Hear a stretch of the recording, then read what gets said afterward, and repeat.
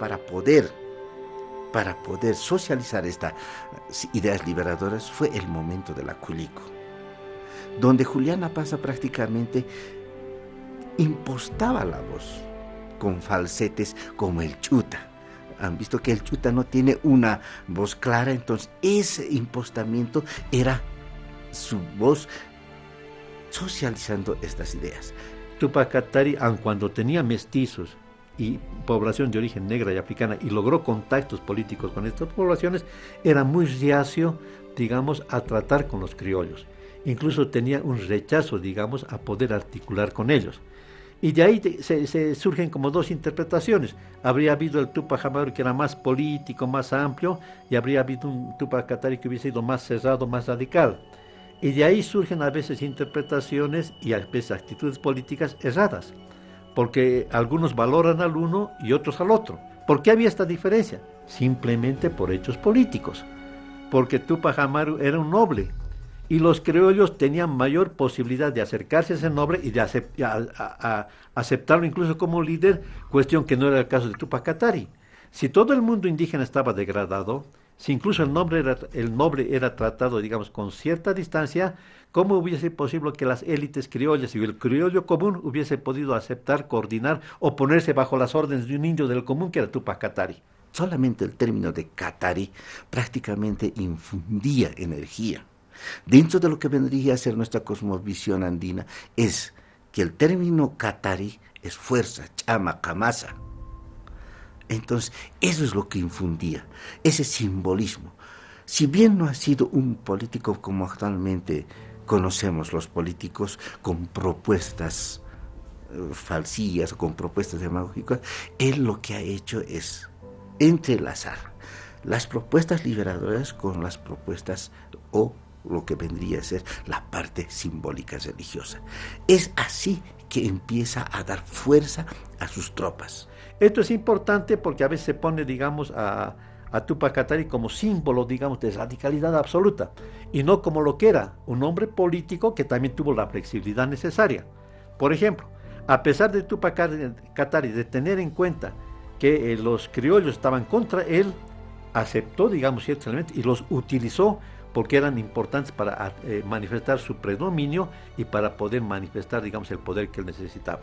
Tupac Katari también montó caballo, no dijo esto de los españoles, yo no lo utilizó, se vistió incluso como noble en ciertos momentos, aceptó, digamos, que a Bartolina Sisa la llamaran la Viseina, o sea, hacía misa, por ejemplo, hizo misa católica, digamos, tanto para sus tropas como para los otros, o sea, tuvo la flexibilidad necesaria, importante para el éxito de una cuestión política, condicionada, por supuesto, en las situaciones concretas que había en ese momento. Situaciones concretas que también le ordenaban degollar a algunos criollos, eliminar a algunos sacerdotes, etc. Entonces, de ahí no se tiene que sacar, digamos, un modo de elección. Se tiene que sacar la lección de que el dirigente político, el líder, está obligado de actuar en las circunstancias y de acuerdo a las circunstancias concretas. Los aspectos que han incurrido en su derrota de Juliana Pasa fueron muchos, pero los principales mencionaremos que los mandatos, las proclamas que tenía el Estado colonial, infundiendo miedo a una sociedad indígena. El poder de Tupac Katari era un poder descolonizador. Hubiese generado una realidad nueva, porque ya vemos, Tupac Katari no era una persona como se piensa actualmente, como piensan incluso activistas, que hay que volver atrás. Él no pensaba volver atrás, sino agarrarlo del momento con el resguardo que uno tiene detrás, incluso y prefigurar lo que va a venir adelante. Hubiese sido moderno en el sentido común y general de la palabra. No hubiese sido una cuestión de buscar la cosmovisión, buscar los relativos, sino ubicarse en el momento. Eso lo tenemos. Tupac Katari no privilegiaba las armas locales, digamos, de que era posible utilizar las armas a pólvora, que eran pocas en ese momento, digamos, lo hizo y lo hubiese hecho más. Ha sido perseguido, atrapado y llevado como preso Tupac Julián Pasa o Tupac Katari por Pedro Domingo Murillo, con 1000 hombres. Entonces son los aspectos que han llegado a mermar estos momentos de estas ideas liberadoras. Si las tropas de Tupac Katari hubiesen tenido más armas, Si las tropas de Tupac Katari hubiesen tenido el conocimiento más pleno de la estrategia del enemigo que tenían que enfrentar, si se hubiese podido salvar esos elementos materiales, la situación hubiese sido totalmente diferente. A ello van cosas que a mi modo de ver son secundarias. Hubo traición en las tropas de Tupac Katari, pero la traición es el discurso ardid que funciona cuando ya hay debilidad, cuando la gente ve que algo se está perdiendo. Entonces, hubo desmovilización por otros aspectos. Los indígenas también tenían que trabajar, lo vemos en los bloqueos actualmente. Es difícil mantener un bloqueo largo tiempo cuando llega la época de siembra o cuando llega la época de poder cosechar. Entonces, era difícil mantener toda una tropa que atesorizó a los españoles en situaciones donde económica y materialmente había que solucionar esos problemas. El momento que lleguen a juntarse las cuatro extremidades más la cabeza que ha sido mutilada, ese momento va a ser el pacha del indio, dice. No ha pedido perdón, ni se ha entregado fácilmente. No ha pedido perdón. ¿El por qué? Porque no reconocía su mismo Dios, no reconocía a su mismo Dios, no reconocía a sus mismas autoridades, no reconocía sus normas, sus leyes y sus conductas de los españoles. ¿Por qué iba a pedir perdón? Es por esta razón que nosotros decimos la lucha continúa.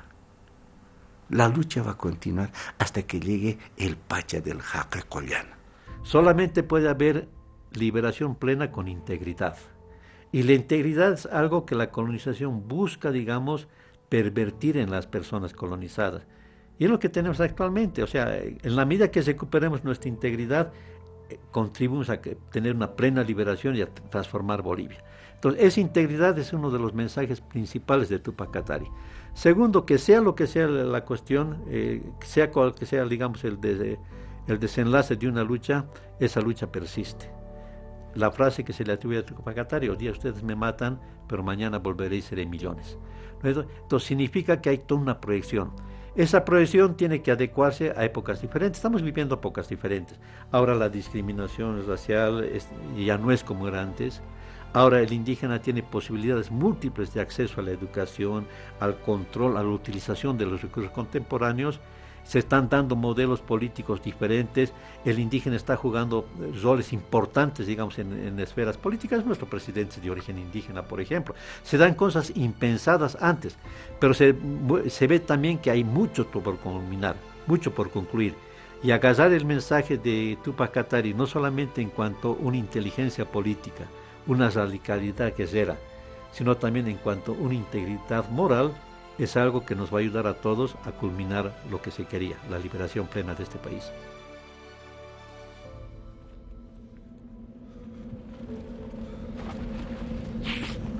Julián, ya no quedan más hombres, tampoco hay comida, tenemos que escapar. Ellos también han perdido varios hombres, se están muriendo de hambre. Aún podemos ganar. Mandaremos mensajeros a los Ayllus. Esto es inútil. Ya todos se están entregando para pedir perdón. Igualmente los quechuas están negociando con el enemigo.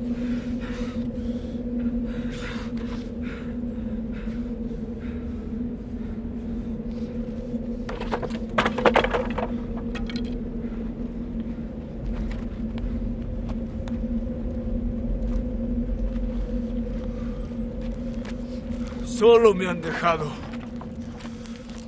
No venderé mi causa. No pediré perdón.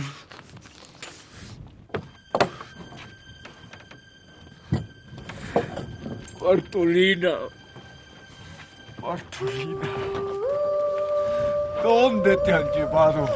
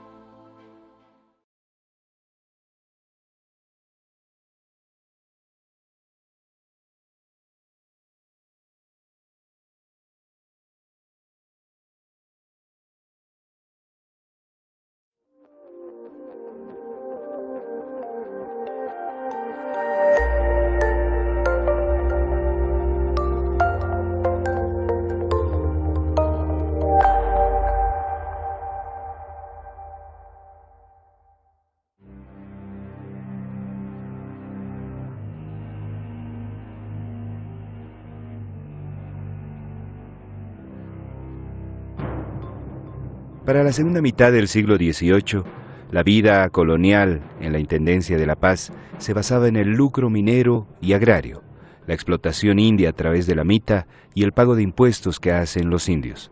Estos factores hacen el sustento de la economía en este periodo.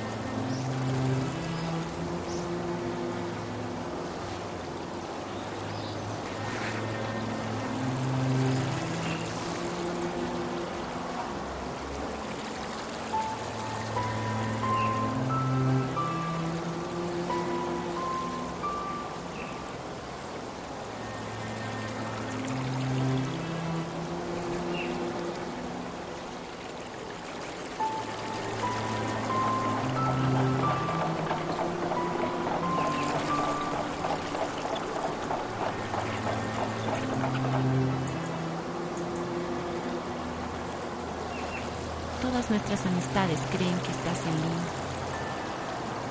Nadie puede enterarse de esta tragedia. Si es necesario, cortaremos la lengua a los esclavos. En cuanto nazca la criatura, la llevaremos a la parroquia para que sea criada por el cura Cirilo Murillo. No te pongas así. Ya lo sabíamos. Pues sí, lo habíamos acordado desde un principio. Hemos venido a limpiar tu pecado, María Esencia.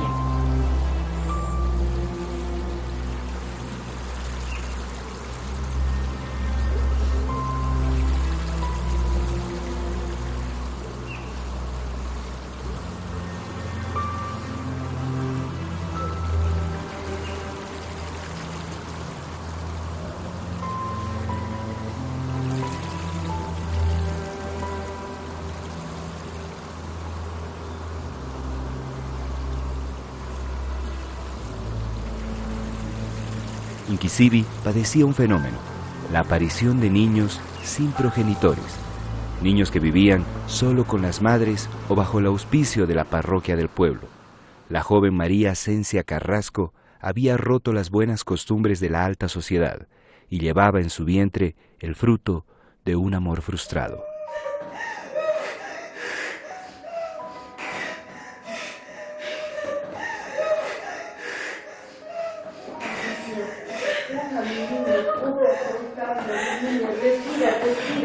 Respira, mi niño, respira.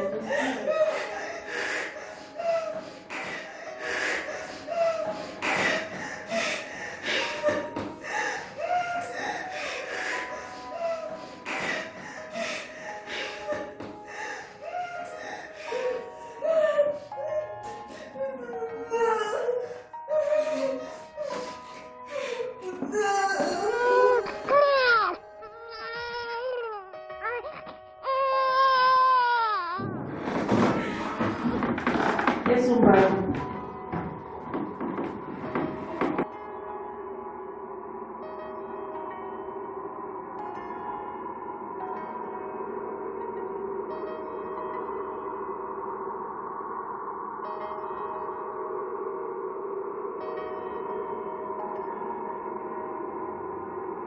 A finales del siglo XVIII, mujeres criollas, mestizas e indias habían dado luz a una generación no deseada, niños y niñas que han crecido al amparo del cura de la iglesia, padrinos u otros familiares, forjando un carácter rebelde por la falta de un seno familiar verdadero. Es el caso del niño Pedro Domingo Murillo, que fue bautizado en la iglesia de Santo Domingo en La Paz un 17 de octubre de 1758, lejos de su natal Inquisibi, a pedido del cura Mena Murillo, que sintió que no le correspondía hacer este sacramento.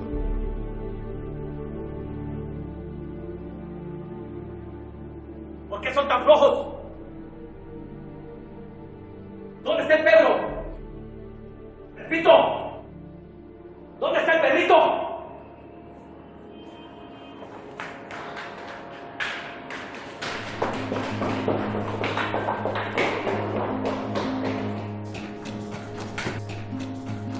¡Pedro!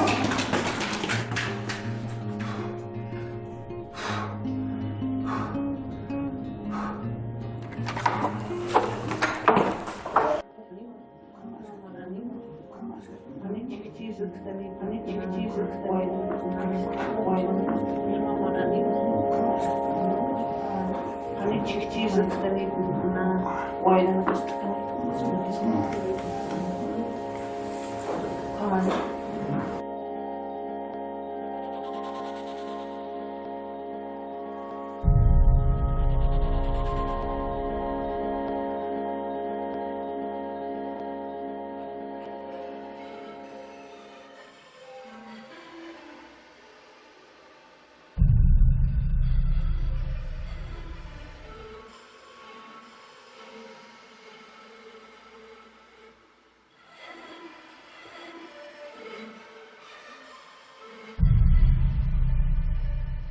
Mi abuelo me contó que en una época existió el Chachapuma, el hombre león que vivía en lo alto de Villamón. Fue él quien nos enseñó a domar la alpaca y cazar la vicuña. Fue él quien fundó un gran pueblo a orillas del Titicaca. Dominaba las cumbres y el altiplano Aymara. Un día retornará y acabará con esta miseria dolorosa y mortal en la que vivimos sometidos.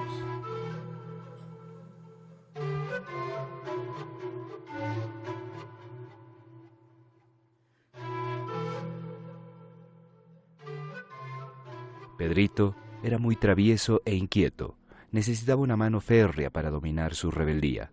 El cura Murillo asume cristianas responsabilidades sobre el pequeño. En la escuela parroquial aprende a escribir, leer, contar y rezar, además de hacer los trabajos propios de la parroquia. Entre 1776 y 1777 se está produciendo la ruptura del virreinato del Perú. ¿Para qué? Para dar nacimiento al virreinato del Río de la Plata. Y con el nacimiento del virreinato del Río de la Plata, la Real Audiencia de Charcas, con las 4 intendencias, gobernaciones que forman parte de su ser, van a pasar a esta nueva entidad política. Entonces, se da esta ruptura que no es nada fácil para las personas que están viviendo en Charcas. ¿Por qué? Porque tienen profundos y antiguos vínculos con las personas que viven en el sur del Perú. Hay que rehacer los vínculos sociales, políticos y económicos para construir este nuevo virreinato del Río de la Plata. Y eso, lógicamente, causa tremendas variaciones en las dinámicas sociales, políticas y económicas.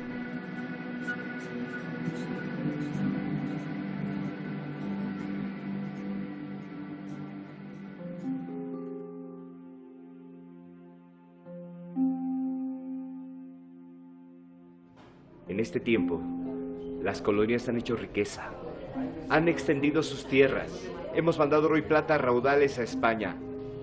¿Y de qué vale nuestra lealtad si no somos tratados como iguales? La sutil diferencia es que no nacimos en España. Nosotros somos americanos.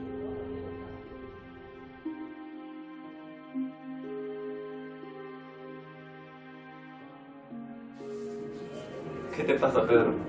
¿Qué te preocupa? ¿Es María Josefa o lo que dijo el profesor? Ambas cosas, Gregorio.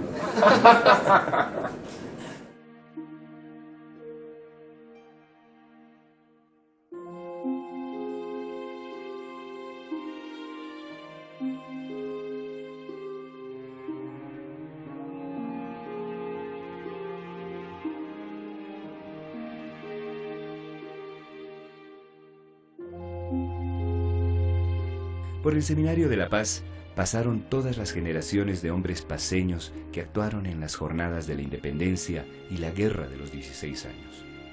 Murillo ingresa como estudiante y obtiene el título de bachiller en artes y de esta manera tiene la posibilidad de continuar sus estudios en Chuquisaca, Córdoba o el Cusco.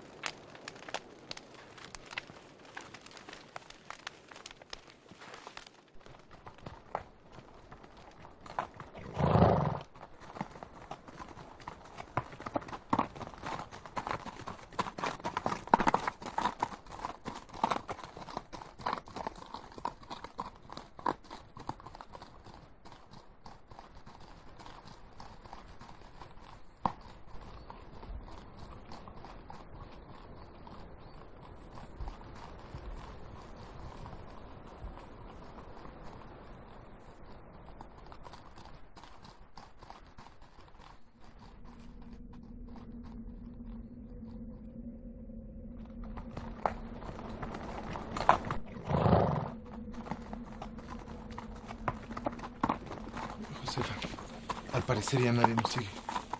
Estos indios han perdido todo el respeto a la corona. Chachapuma ha vuelto. ¿Cómo? ¿Qué? Es una historia que escuché de niño. Ellos creen que llegará un elegido, Chachapuma, y los liberará. Pedro, ¿no te da miedo? Siento que esta situación no te preocupa. Al llegar a Cochabamba, ustedes se quedaron a vivir en esa ciudad. Yo me encargaré siempre de hacer llegar lo necesario. Pedro, no nos abandones. Entiéndeme, mujer. Necesito encontrar mi destino.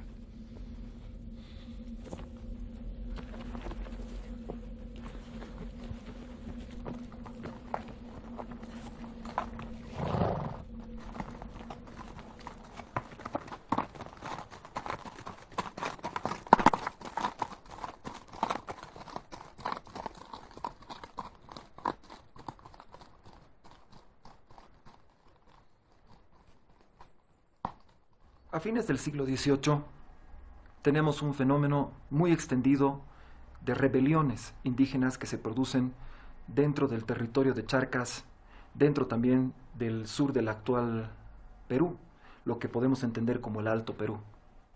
Estas revoluciones indígenas calaron profundamente dentro de la mentalidad de las personas que vivían en aquella época. Y por supuesto, generaron una necesidad muy especial, y es la necesidad de poder atender a su propia defensa.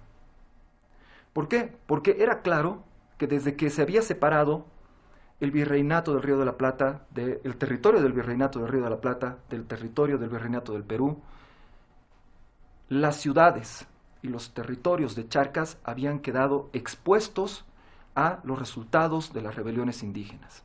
En otras palabras, la capacidad de defensa del territorio no se podía ejercitar desde Buenos Aires de la misma forma en la que se ejercitaba desde Lima. Entonces, esto genera un cambio de mentalidad que va orientado precisamente a brindarse esa autodefensa. En 1781, Murillo está en aquellos días del cerco de Tupac Katari, sin saber que 30 años después, las mismas calles de La Paz serían el escenario del sangriento enfrentamiento, cuyo protagonista sería él. Ahora le había tocado combatir frente a los indios. El subdelegado Ramón de Loaiza le encomienda una misión peligrosa: evacuar a las familias paceñas a Cochabamba. En la caravana lleva a su esposa, María Josefa Olmedo, y a sus 2 hijas.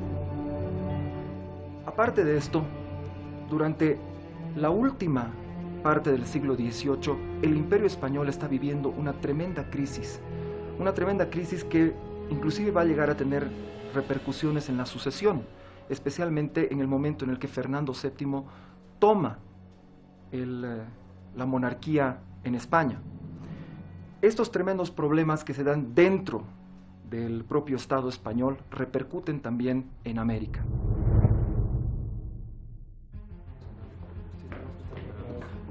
¿Qué logrado puede pasar? He logrado.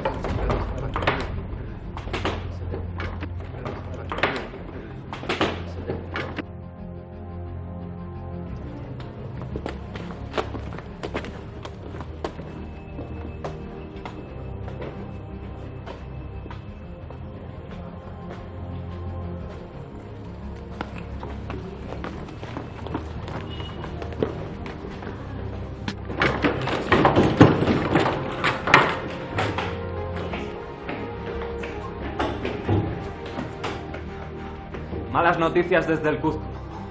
Aguilar fue capturado. Fue delatado por Mariano Ubalde. Todos corremos peligro. La revolución ha fracasado. Señores, la confabulación en Cusco y La Paz por esta vez ha fracasado. Tenemos que hacer un pacto de silencio. ¿No es verdad, doctor Picón, doctor Cabezas? Tiene usted razón, don Ramón de Loaiza. No podemos arriesgar a tanta gente que está en nuestro cargo. Suma esta causa.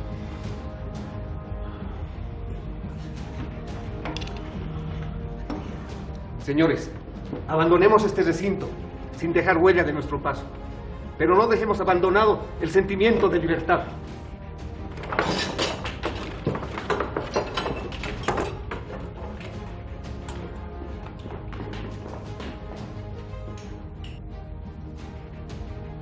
Para 1805 en La Paz se intenta organizar una conspiración a la cabeza del cusqueño Gabriel Aguilera y Rodrigo Picón, esposo de Vicenta Juaristeguino. Son los principales líderes que extrañamente mueren después de la conspiración.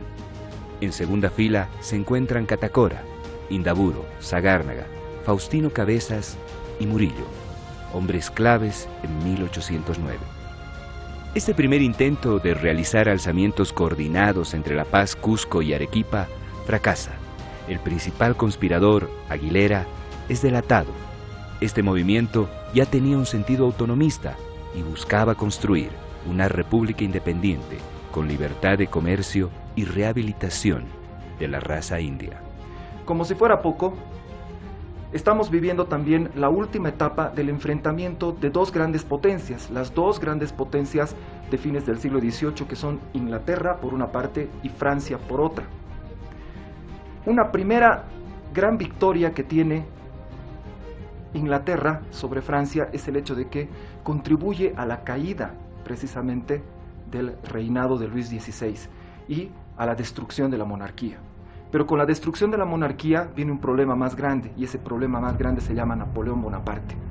En Europa, Napoleón conquista la mayor parte de Europa y obliga a la mayor parte de Europa a generar un bloqueo comercial y económico sobre Inglaterra.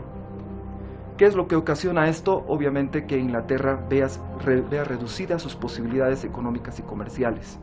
Pero hay estados que no se avienen a participar en el bloqueo.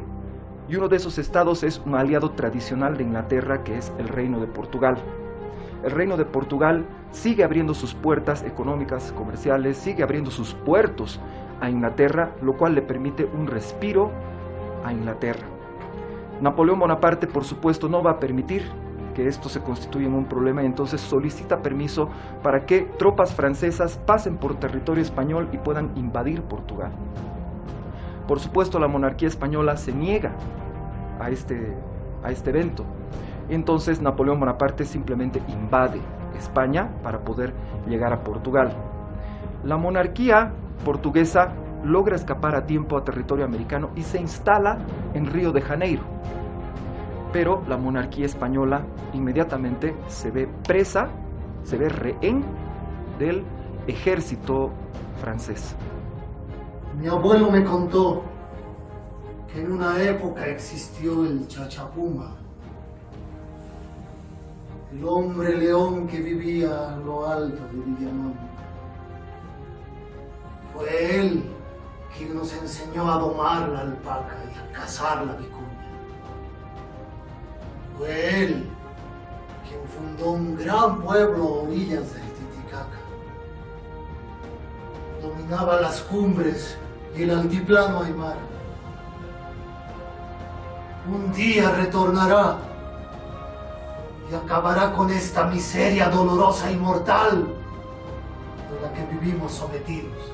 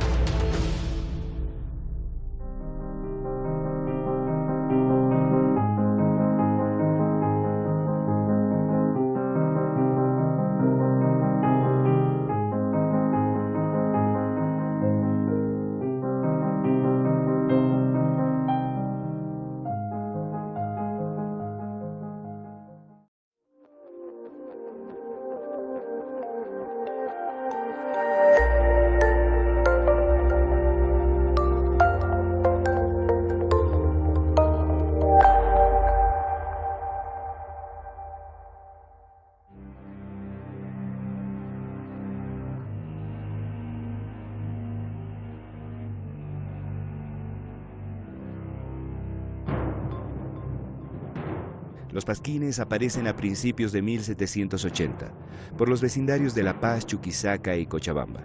Es una hoja escrita a tinta y pluma, copiada en contados ejemplares que se pegaban en las esquinas y puentes de mayor tránsito de manera anónima.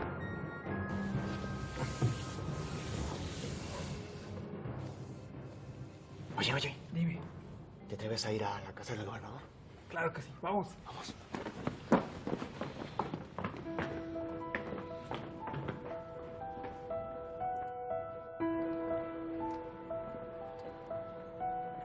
Para mí que esto va directo al gobernador Dávila. Los impuestos cada día suben más y más. Ya será de un nuevo gobierno. ¿Qué dicen ustedes? Es un gobierno demasiado déspota. Está clarísimo, está ahí. Vean. Él tiene que morir. Efectivamente. A un principio no tenían una tendencia revolucionaria. En Chuquisaca se publicaban querellas entre carlotistas y fernandistas de forma irreverente. En La Paz, sus mensajes son hirientes, directos y criticaban a las autoridades locales. Tenían un rol de agitar a la población en contra de sus gobernantes. Esto ha llegado demasiado lejos. Acusarme de ladrón.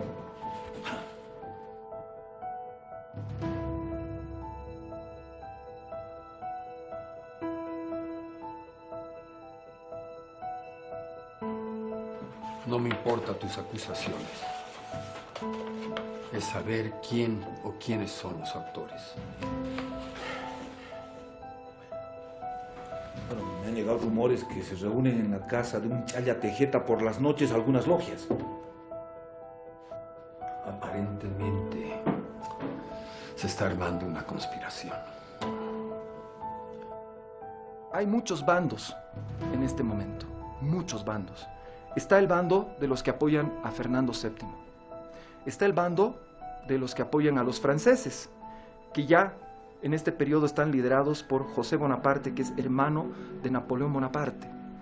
Napoleón impone a su hermano como rey de España. Y por supuesto también hay los seguidores de otra instancia, una tercera instancia, que es la Junta de Sevilla. La Junta de Sevilla que de alguna manera trata de conservar la autoridad para el Estado español. Y esta Junta de Sevilla procura mantener la lealtad no solamente de las personas en España, sino también la lealtad de las personas y de las autoridades en el Imperio Español Americano. Entonces, por lo menos existen tres bandos muy importantes dentro del Estado español que pugnan por mantener el control no solamente en la península, sino en el continente. La preparación clandestina fue intensa antes del 16 de julio. Cada club o logia tendría su función específica y de acuerdo a su condición social. Indaburu y Sagárnaga se encargarían de hacer proselitismo entre los soldados de la guarnición. Basilio Catacora entre los abogados. Los hermanos Lanza y Murillo buscarán adeptos entre jóvenes mestizos. Ramón de Loaiza atraerá funcionarios de la corona. Mariano Graneros y Apolinar Jaén en los estratos más humildes. Las mujeres paceñas participan activamente en la conspiración, llevando mensajes y órdenes, aprovechando las misas y novenas como puntos de reunión.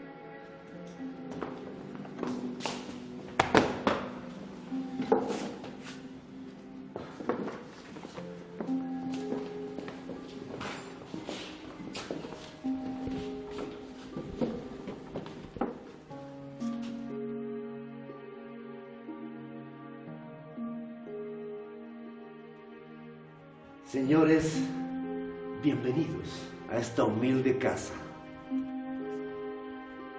Hoy es un día muy importante. Claro que sí, Chaya Tejeta. Es tu cumpleaños.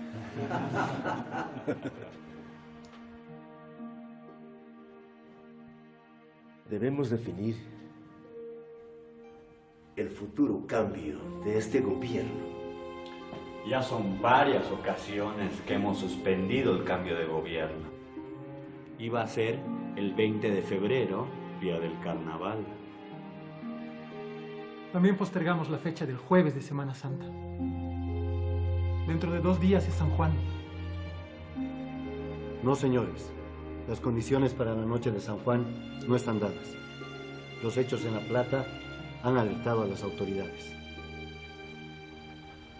sugiero que el plazo fatal sea la procesión de la Virgen del Carmen. ¿El próximo 16 de julio?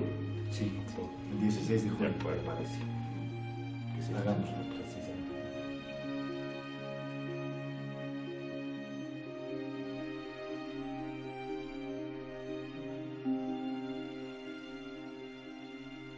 Los revolucionarios pensaban tener una federación de cabildos. La Paz, Cusco, Cochabamba y otras ciudades se sumarían de a poco. ¿Serían cabildos libres que continuarían manteniendo lazos con la corona española? ¿Serían monarquías independientes o estados libres? Eran las preguntas y contradicciones que tenían sus principales líderes.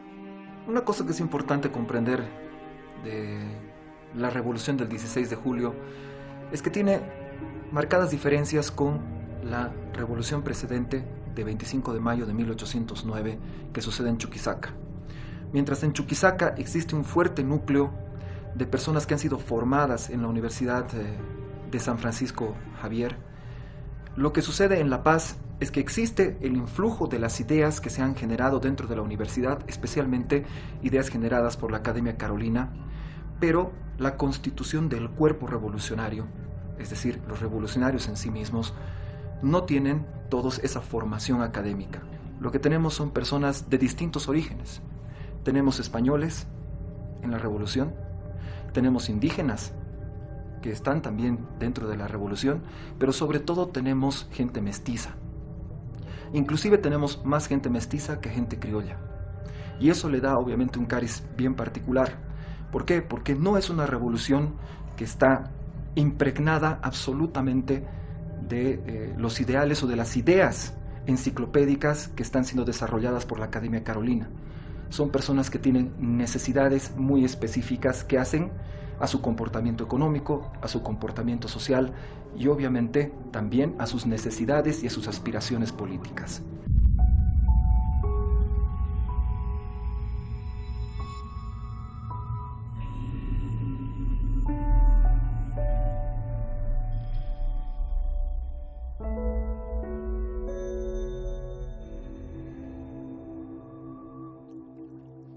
He comprometido a varios soldados que a una orden se amotinarán frente a sus superiores.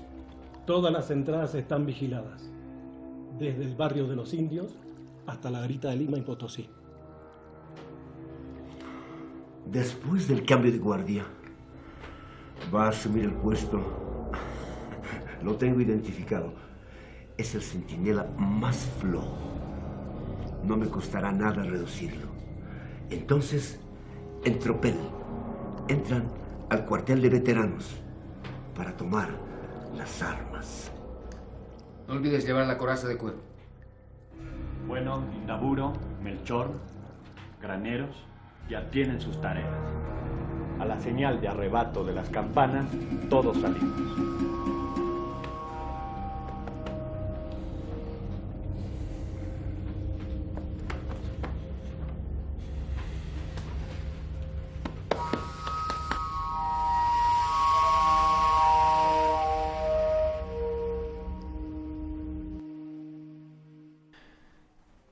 Si la revolución no sucedía el 16 de julio de 1809, probablemente hubiésemos tenido que esperar hasta el 2 de noviembre para tener el mismo movimiento de gente con motivo del Día de Todos los Santos. Entonces, eso significaba esperar demasiado tiempo. Había un detalle tremendamente importante que entraba en juego. En el momento en el que se reúnen los revolucionarios para lanzar la revolución del 16 de julio, estaba de su lado una compañía de veteranos que guarnecía la ciudad de La Paz. Si hubiésemos tenido que esperar entre julio y principios de noviembre, probablemente la lealtad de esa compañía hubiese variado. Entonces, los factores que hacían posible la revolución se habían reunido en aquel momento, aquel 16 de julio de 1809.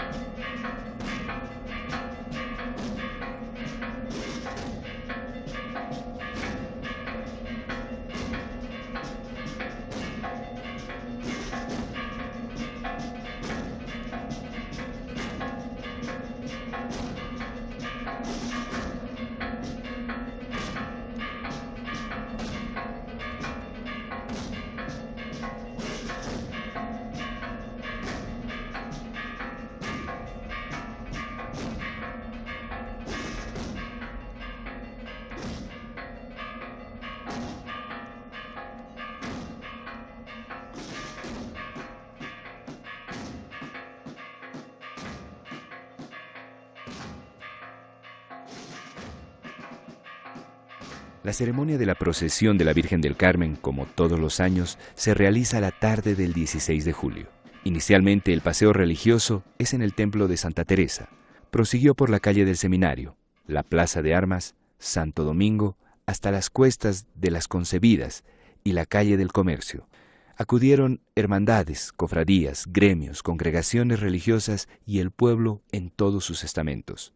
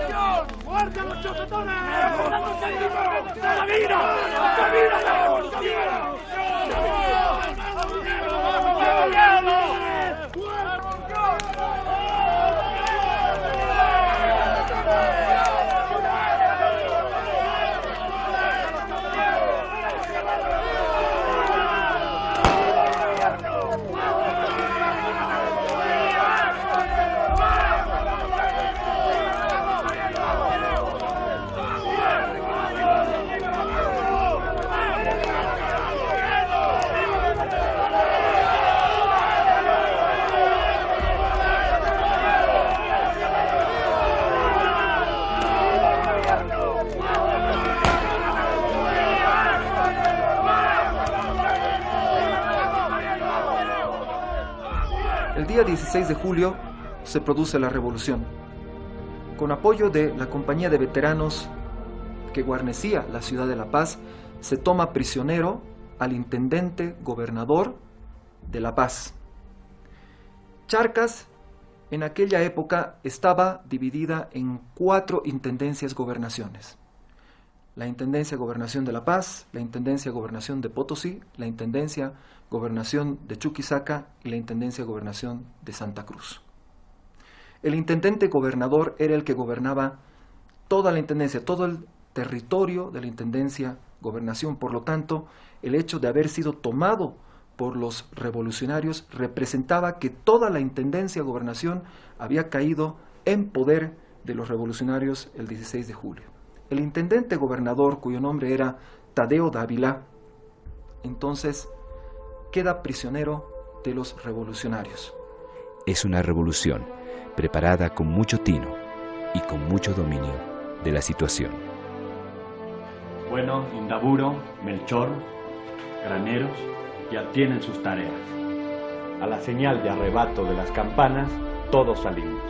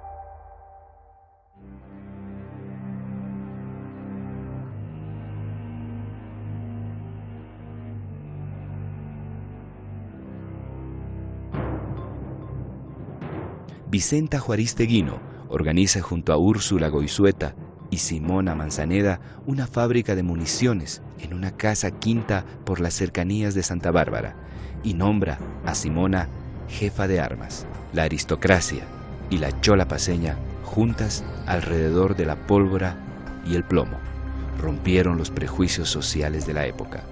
Logran construir 50.000 cartuchos y 200 tiros de cañón. Abastecen al pequeño ejército que se había formado para la revolución del 16 de julio.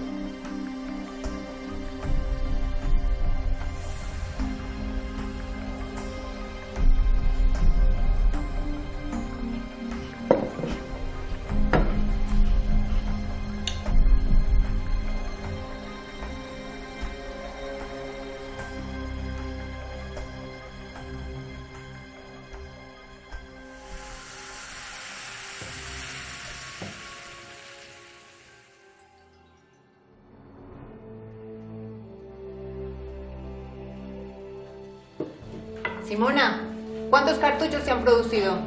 Vicenta, hemos hecho 1500. Tenemos material para 2000. Úrsula, ¿cómo están los tiros de cañón? Hemos producido aproximadamente 200 tiros.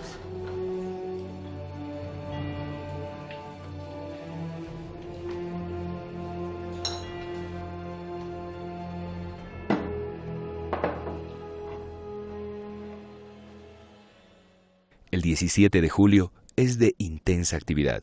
La primera medida que se toma es la defensa militar de la revolución. Se convoca al pueblo a instalarse en la milicia ciudadana. La respuesta es inmediata. Todas las clases sociales, gremios e individuos de diversas profesiones y empleos se suman al ejército.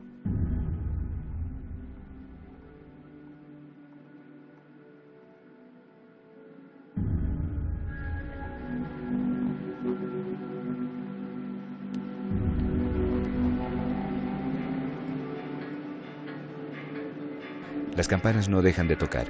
El pueblo exaltado pide que se llame al cabildo. Obligan a don Diego Quint a que presida el mismo. Temeroso, escucha las peticiones que de forma airada llegan del pueblo. ¿Qué es lo que hace el cabildo? Apoya la revolución del 16 de julio y lo que hace inmediatamente es elegir sus representantes, porque el cabildo no puede permanecer reunido, sino que necesita que sus representantes vayan ejecutando las decisiones que se han tomado. Y las personas que son elegidas por el cabildo son Catacora, Sagárnaga y García Lanza, Gregorio García Lanza. Estos tres representantes del cabildo se constituyen entonces en los principales líderes de la revolución del 16 de julio. ¿Por qué? Porque la población los ha elegido a ellos para representar este proceso que se está llevando a cabo.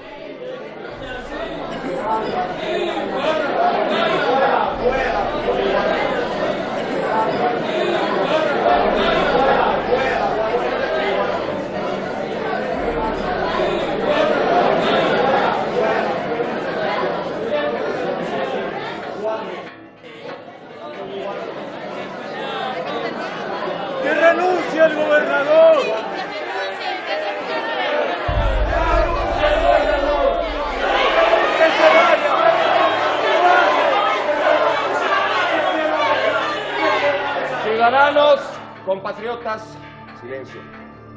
Esta petición es muy arriesgada, nunca lo pensamos. Les pido serenidad y calma, por favor.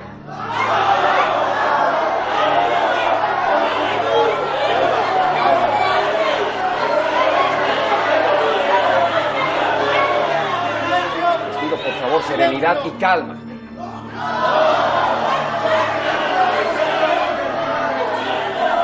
¡Que renuncie el obispo! ¡Que renuncie el obispo!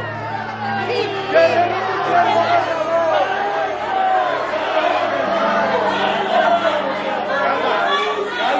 Que haya paz. Señor presidente don Diego Quinte, este cabildo se ha manifestado. Los presentes ya no quieren a Dávila como gobernador ni a De la Santa como obispo.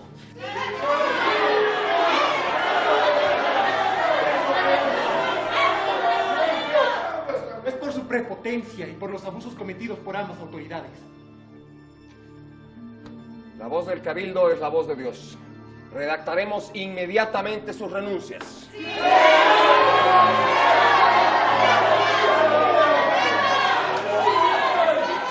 Doctor Sagárdaga, pido que sea usted quien lleve este mensaje a las autoridades destituidas.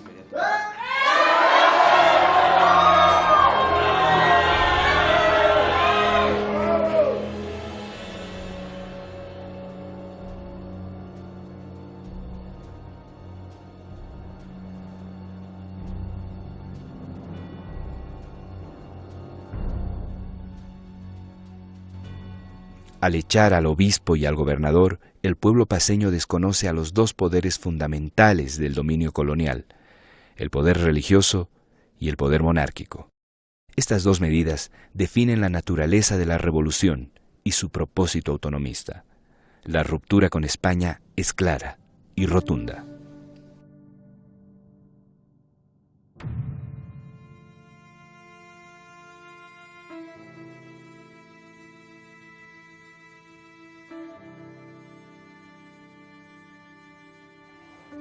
Es la decisión del cabildo. La provincia de La Paz quiere tener otro gobierno. Sus renuncias.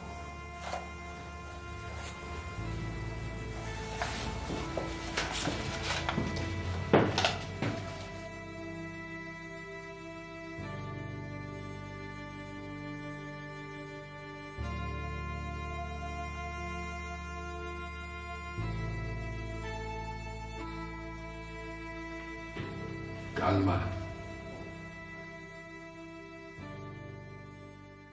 La Junta Tuitiva es un conjunto de personas que van a operativizar aquello que se ha decidido en el Cabildo. De alguna manera es una entidad ejecutiva y como entidad ejecutiva lo que decide en primer lugar es la destitución de las autoridades virreinales, de las autoridades promonárquicas, decide la eliminación de las alcabalas y además ordena que se incineren públicamente los documentos que tienen que ver con el fisco, es decir, los documentos que tienen que ver con los impuestos. De esa manera, el Estado ya no tenía forma de saber qué personas le debían cuánto al Estado español. Lógicamente, estas fueron medidas muy populares que se propusieron en el propio Cabildo del 16 de julio y se ejecutaron a partir del día 24 de julio con la reunión de la Junta Tuitiva.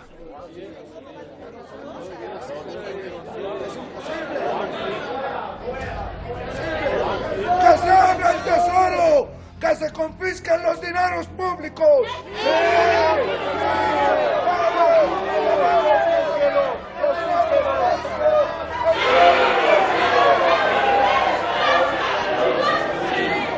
¡Que se supriman las alcabalas y se quemen los libros de deudas! ¡Sí! ¡Que se supriman!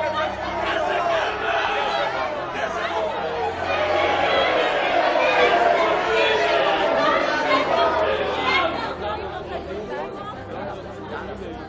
¡Elijamos al nuevo comandante de armas!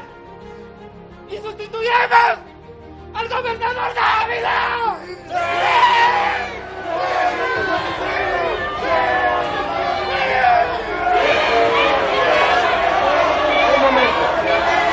Un momento.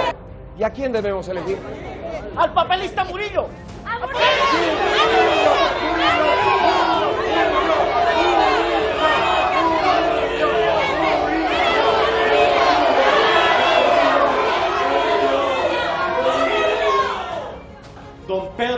Murillo siempre ha demostrado lealtad, tener coraje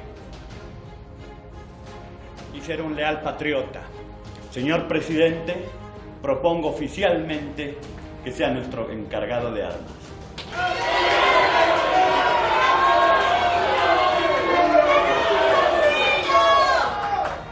Don Pedro Domingo Murillo, queda usted designado nuevo comandante de armas de la ciudad de Nuestra Señora de la Paz.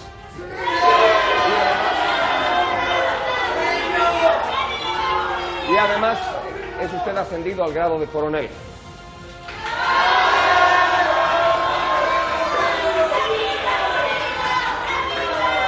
Compatriotas, honrado por este cargo, y pido a ustedes sumarse al nuevo ejército. Su presencia es importante para cumplir los objetivos de esta revolución.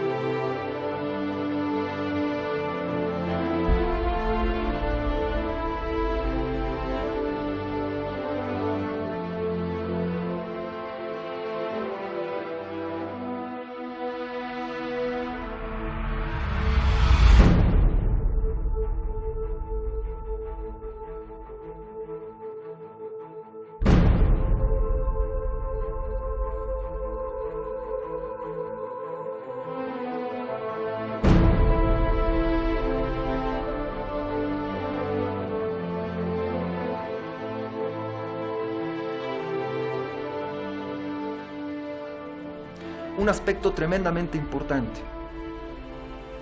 El cura Medina desarrolla, diseña un plan de gobierno en el marco de la Junta Tuitiva, lo que convierte literalmente a la Junta Tuitiva en una junta de gobierno. La primera junta de gobierno que se reúne en territorio sudamericano de las colonias españolas. Es la primera junta de gobierno que va a dar pie a todo el proceso revolucionario que se va a desplegar hasta el año 1825.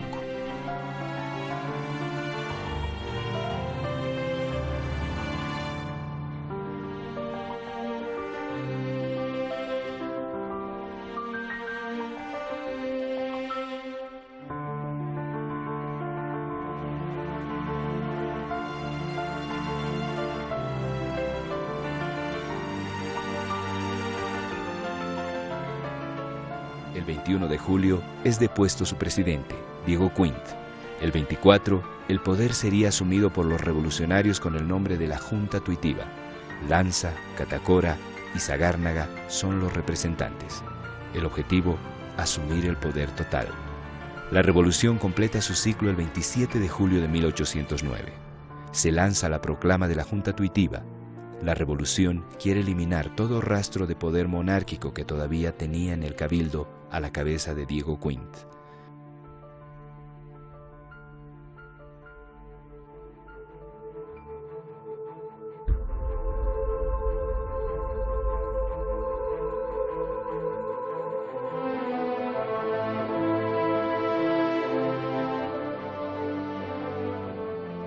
Compatriotas, el cabildo ha sido disuelto. Es tiempo de instaurar un nuevo gobierno en América. José Antonio de Medina, lea la proclama de este nuevo gobierno.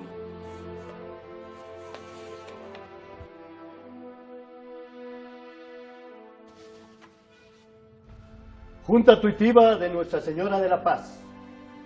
Compatriotas, hasta aquí hemos tolerado una especie de destierro en el seno mismo de nuestra patria. Hemos visto con indiferencia por más de 3 siglos sometida nuestra primitiva libertad al despotismo y tiranía de un usurpador injusto, que degradándonos de la especie humana nos ha mirado como esclavos. Hemos guardado un silencio bastante parecido a la estupidez que se nos atribuye por el inculto español. Valerosos habitantes de La Paz y de todo el imperio del Perú, revelad vuestros proyectos para la ejecución y aprovechar de las circunstancias en que estamos. No miréis con desdén la felicidad de nuestro suelo.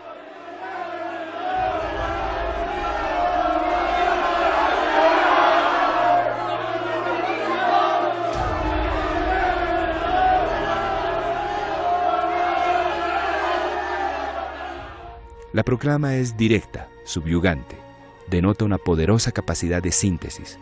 Sus proposiciones arrojan explosiones de verdades. No son frases bonitas al calor del momento. Su lectura debió estremecer las fibras más íntimas del espíritu del pueblo sometido.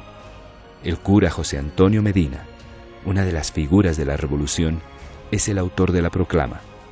El cura de Sicacica era a la vez radical, pensador, agitador y organizador.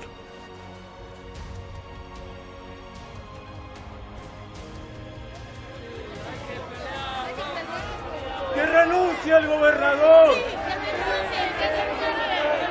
¡Que renuncie el gobernador!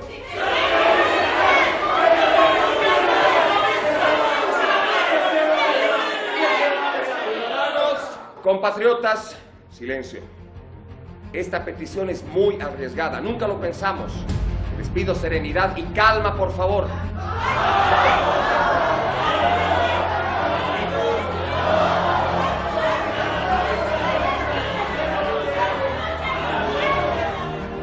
Les pido, por favor, serenidad y calma.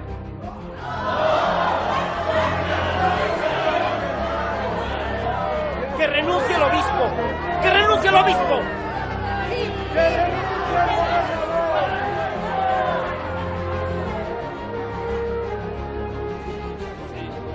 ¡Que se supriman las alcabalas y se quemen los libros de deudas! ¡Sí, que se supriman! ¡Que se quemen! ¡Que se quemen!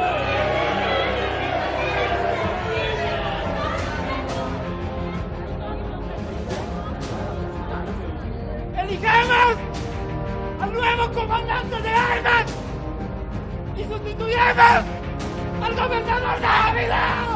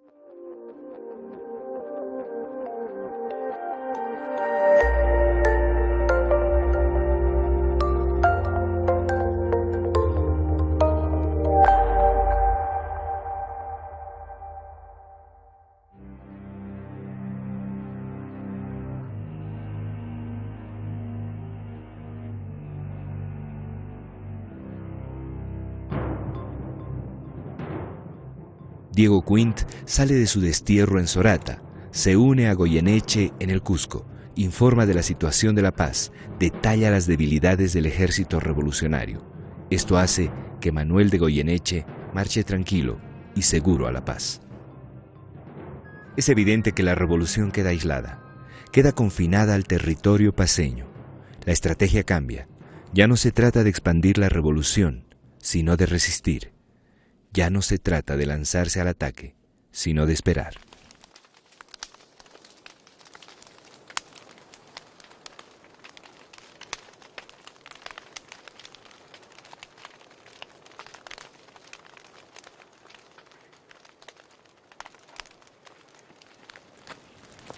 ¿No se dan cuenta que su causa está perdida? Sabemos que Goyeneche viene desde Arequipa con 10.000 soldados y ustedes ni armas tienen.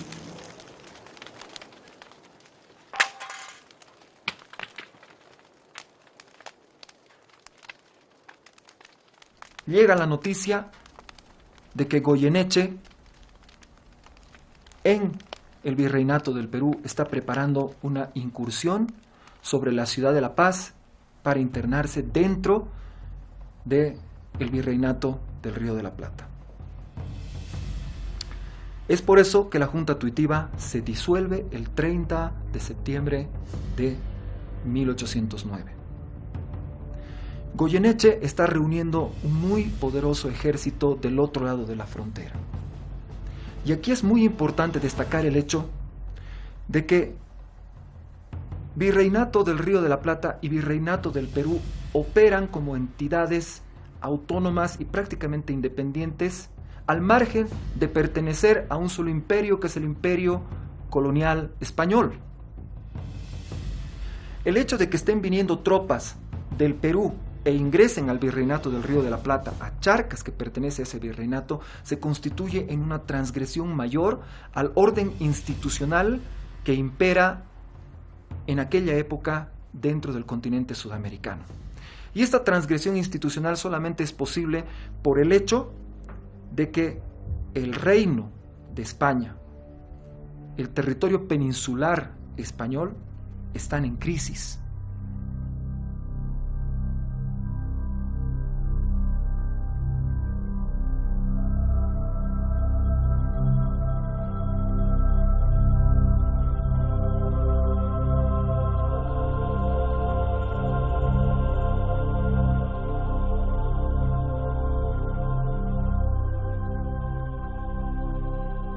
Don Manuel de Goyeneche, la ciudad de Nuestra Señora de la Paz ha constituido un nuevo gobierno. Incluso existe un ejército revolucionario que está dispuesto a defender la ciudad.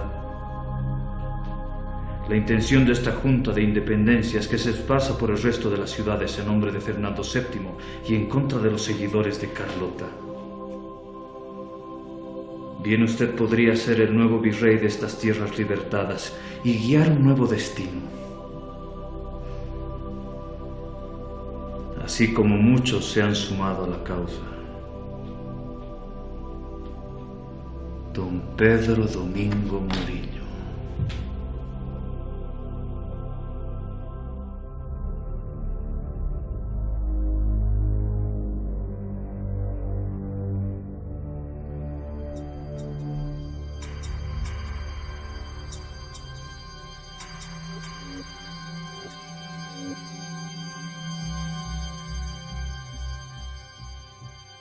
Tristán.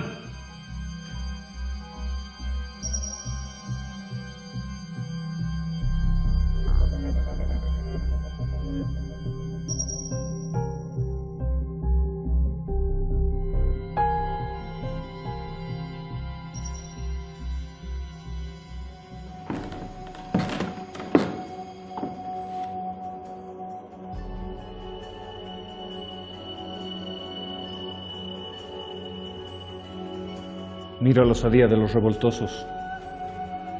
Después de consumar los hechos, me piden que sea yo un nuevo virrey.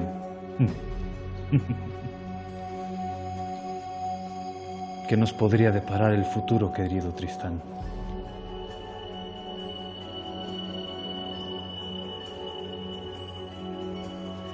Son solo unos cuantos revoltosos. futuro debía ir por otro camino.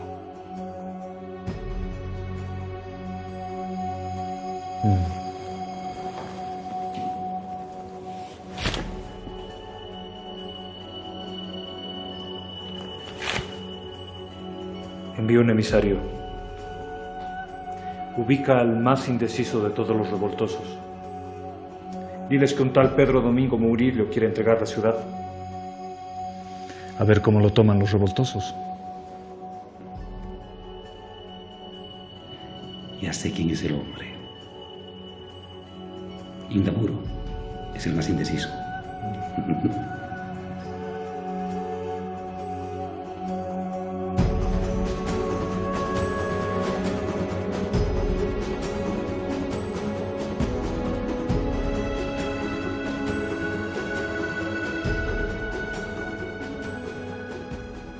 Julio y agosto son los meses de euforia revolucionaria, donde las figuras descollantes son Murillo, Medina y Gregorio Lanza.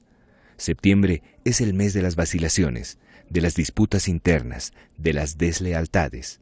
Solo la figura de José Ramón de Loaiza trata de mantener orden en la caótica situación. Murillo nos ha traicionado. Mandó una carta a Goyeneche. Imposible. Es leal. Es un patriota. ¡Nos ha traicionado! Señores, les pido calma. Hablemos con Murillo. Él sabrá explicarnos. Vamos.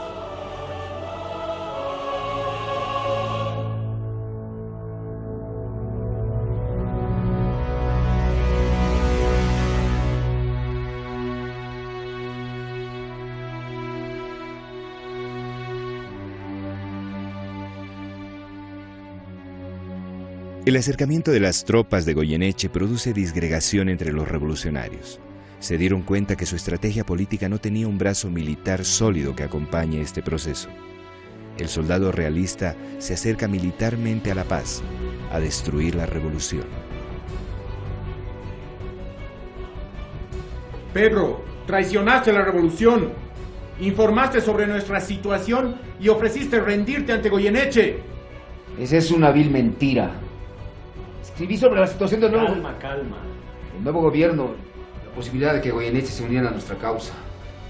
¡Mientes! Tranquilos, hablemos. ¿Por qué dices que miente? Envió el grueso de los soldados a Irupana y dejó la ciudad con migajas de soldados. Entiendan que era para ganar tiempo. Tenemos mejores posibilidades de defensa en los yungas que en el altiplano. Comprendan que Goyeneche nos quiere dividir. Lo cierto es que no podemos continuar con esta discusión. La ciudad está que arde por los motines y el enemigo se acerca. Conduciré a Pedro a nuestras posiciones a Chacaltaya.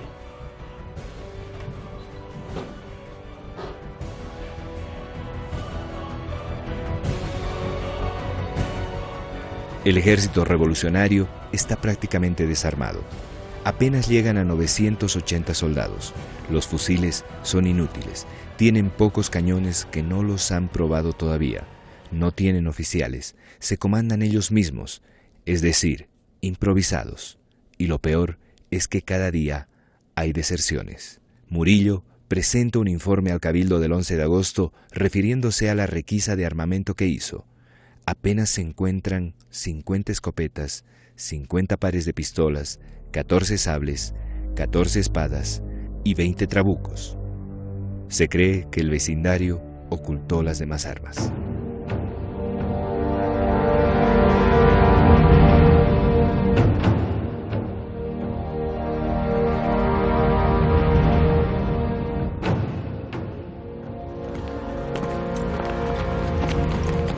Metan al prisionero a la tienda. ¿Es esto? ¡Formarse por acá! ¡Avive el fuego!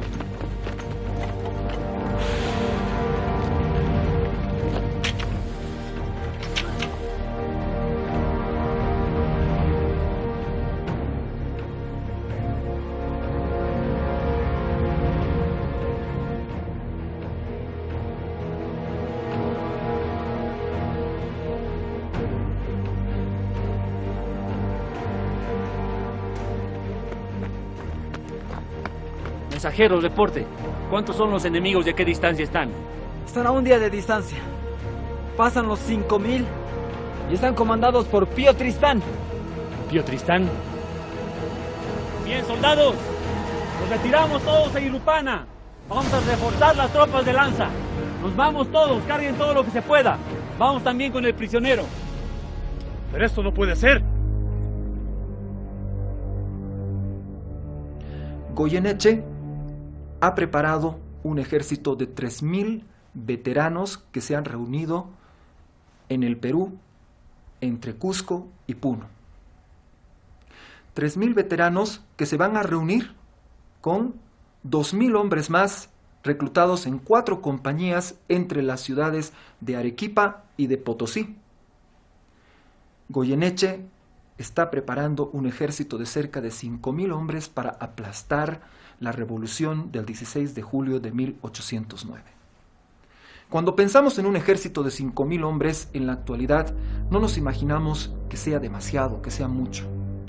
Pero es importante recordar que el ejército de Andrés de Santa Cruz, por ejemplo, que fue considerado un poderoso ejército y que lleva a cabo la unión de la Confederación Perú-Boliviana, no llegaba a tener 5.000 hombres. La historia de Bolivia en el siglo XIX nos muestra que el Estado boliviano normalmente tenía entre 2.000 y 3.000 hombres en armas durante la mayor parte del siglo XIX. Por ello es que reunir 5.000 tropas para aplastar la revolución del 16 de julio constituye una amenaza de proporciones enormes.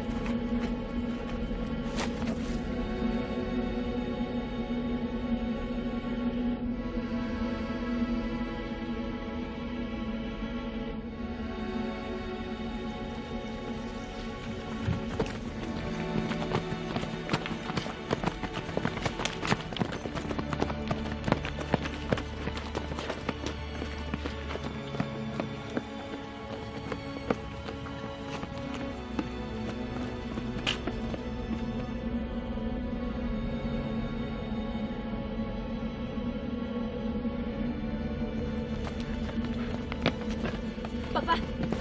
Hija. Papá, ¿qué ha sucedido?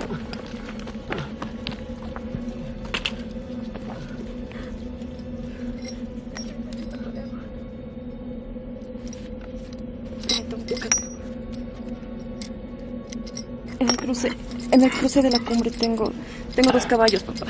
Y tengo comida para 2 días. Podemos ir hacia Cochabamba.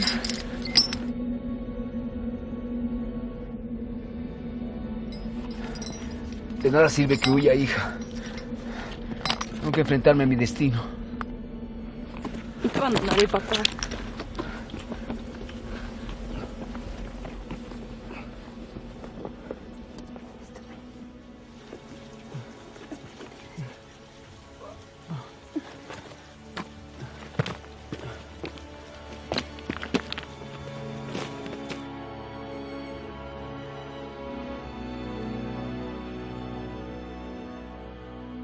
Se divide entonces, se separa la Junta Tuitiva el 30 de septiembre para comenzar ya los preparativos que son necesarios para enfrentar a esta enorme fuerza que está trayendo Goyeneche para aplastar la revolución.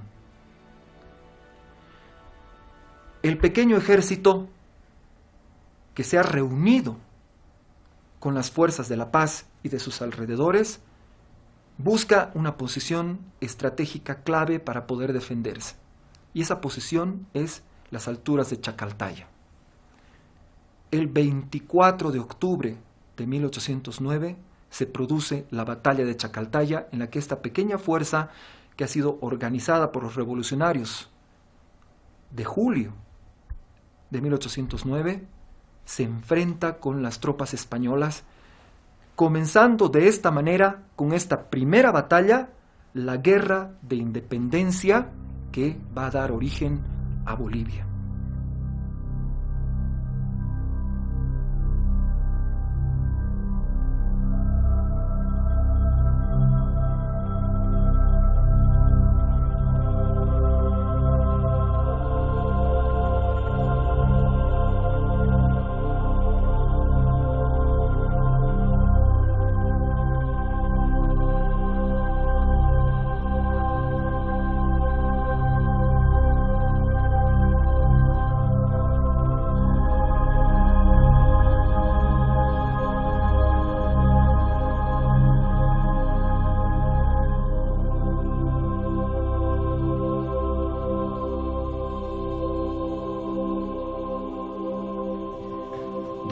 Manuel de Goyeneche.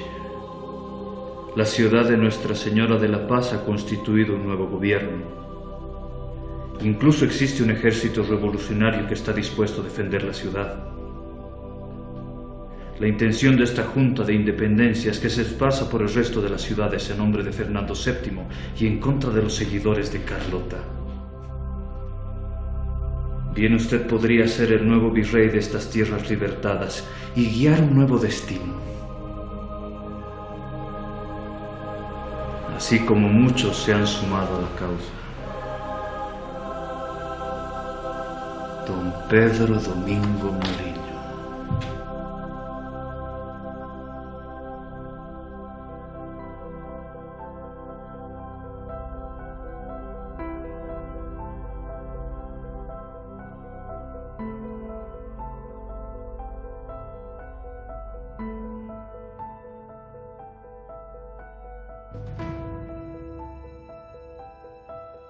Tristán.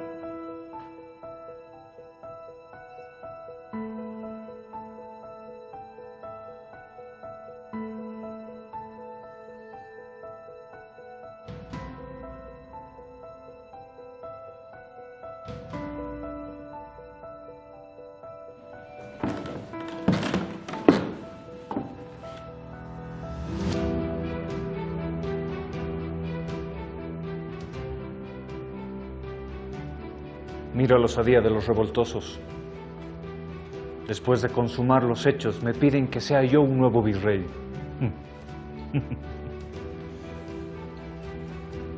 ¿Qué nos podría deparar el futuro, querido Tristán?